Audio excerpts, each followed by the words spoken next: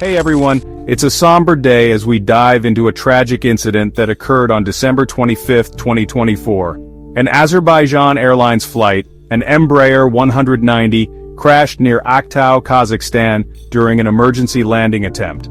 The plane was headed from Baku to Grozny but was rerouted due to heavy fog in Grozny, and collided with birds mid-flight. This devastating crash claimed 38 lives out of the 67 people on board. Among the 29 survivors were 3 children, with many sustaining serious injuries. The nationalities of the passengers included Azerbaijanis, Russians, Kazakhstanis, and Kyrgyzstanis. A harrowing video taken by a passenger inside the cabin has been circulating on social media, capturing the final moments before and after the crash. In the video, you can see yellow oxygen masks deployed and hear passengers screaming and crying. One passenger is heard saying Allahu Akbar as the plane descends. The chaos is underscored by the sound of the "wear seatbelt" light.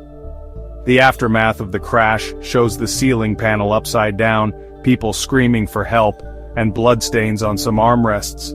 It's heart-wrenching to watch, but it also provides a raw look at the terrifying moments the passengers experienced.